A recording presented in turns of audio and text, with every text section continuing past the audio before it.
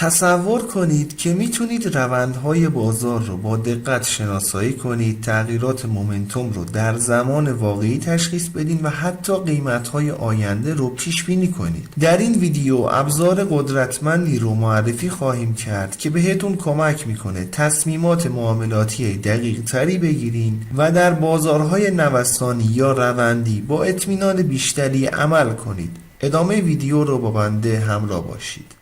سلام، من علیرضا هستم و به گلدن تریدینگ سیستم خیلی خوش اومدین. اندیکاتوری که در تصویر مشاهده میکنید یه ابزار چند منظوره برای شناسایی و معامله در جهت روند بر اساس شکلگیری کانال ها هست. همچنین با قابلیت شناسایی تغییرات مومنتوم و پیش بینی قیمت های آینده، این اندیکاتور بینش های کلیدی رو برای تصمیم گیری های آگاهانه تر در اختیار معامله‌گران قرار میده تا با اطمینان بیشتری در بازارهای نوسانی یا روندی بتونن اقدام کنند. اصلی ترین جزء اندیکاتور این کانال ها هستند که بهش داینامیک ترند چنلز گفته میشه. اندیکاتور زمانی که یک روند شناسایی بشه کانال هایی رو ترسیم میکنه. این اندیکاتور از ترکیب یه میانگین متحرک ساده و نوسانات برای تعیین جهت و قدرت روند استفاده میکنه.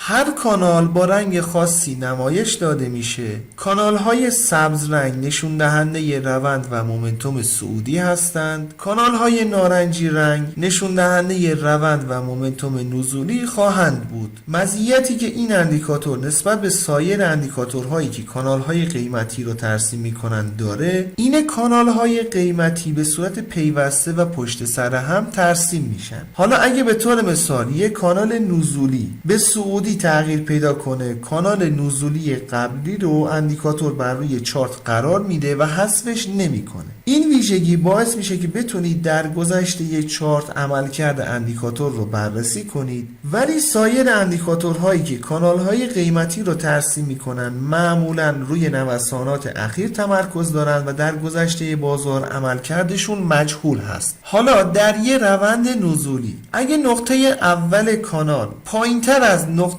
دوم باشه، اندیکاتور رنگ کانال رو به رنگ خاکستری تغییر میده که نشون دهنده کاهش مومنتوم و احتمال ورود بازار به یک دوره رنج و خنثی خواهد. همین وضعیت اگه در یه روند صعودی نقطه اول کانال پایینتر از نقطه دومش باشه، رنگ کانال به رنگ خاکستری تغییر پیدا میکنه که نشون دهنده کاهش قدرت روند هست. اینجور مواقع دوستان خیلی احتیاط کنید. ممکنه مثل این روند نزولی که داشتیم یه حالت رنج و خنثی رو تجربه کنیم و قیمت مجدد به روند نزولی خودش برگرده. ممکنه حالا پس از این مرحله تغییر روند رو از نزولی به صعودی داشته باشیم. بنابراین در اینجور مواقع سعی کنید یا اصلا وارد معامله نشین، یا اگه میخواین اقدام به معامله کنید معاملاتتون رو به سبک اسکلپ و کوتاه مدت تنظیم کنید. هنگامی که یک کانال صعودی تایید میشه،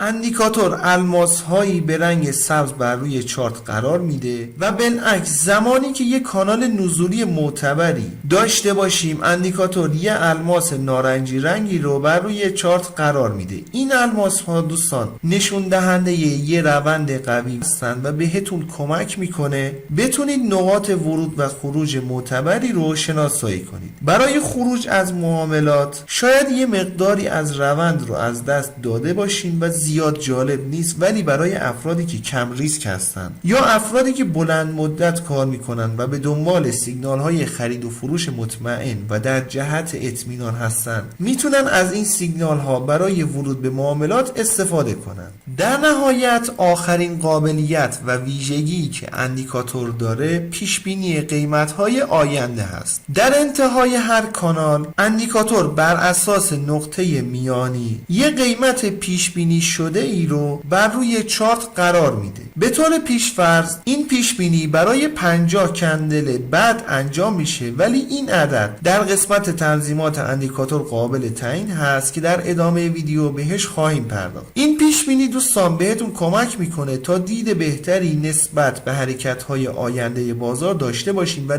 به نوعی میشه بر اساس این پیش بینی تصمیمات معاملاتی خودتون رو تنظیم کنید. به فرض مثال در این قسمت هم کانال سعودی رو اندیکاتور داره نمایش میده، هم قیمتی که طی 50 کندل آینده بررسی کرده عدد بالاتری هست. حالا اینکه همینجا چشم بسته بخوایم اقدام به معامله کنیم قطعا عملکرد اشتباهی خواهد بود. به فرض مثال میتونیم صبر کنیم قیمت یه مقدار اصلاح رو تجربه کنه، بعد در بهترین نقطه اقدام به معامله کنیم به تارگتی که حالا در اینجا مشخص شده.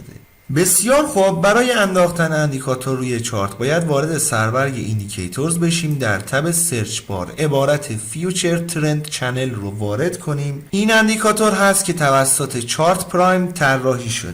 این اندیکاتور دوستان حدوداً 2 روز قبل از زمان ضبط ویدیو معرفی شده و در همین مدت زمان کوتاه حدود 1256 نفر دارن از این اندیکاتور استفاده میکنن که نشون دهنده پتانسیل و قابلیت بالای اندیکاتور هست. و اما قبل از اینکه بخوایم به قسمت تنظیمات اندیکاتور بپردازیم میخوام ازتون درخواست کنم که اگر فکر میکنید اندیکاتور یا ویدیو مناسب هست لطفاً ویدیو رو لایک کنید. اگر هم دوست دارین با جدیدترین ابزارها آشنا بشین پیشنهاد میکنم کانال خودتون، کانال گلدن تریدینگ سیستم رو سابسکرایب کنید و علامت زنگوله رو هم بزنید تا به محض انتشار ویدیوی جدید بهتون اطلاع داده بشه.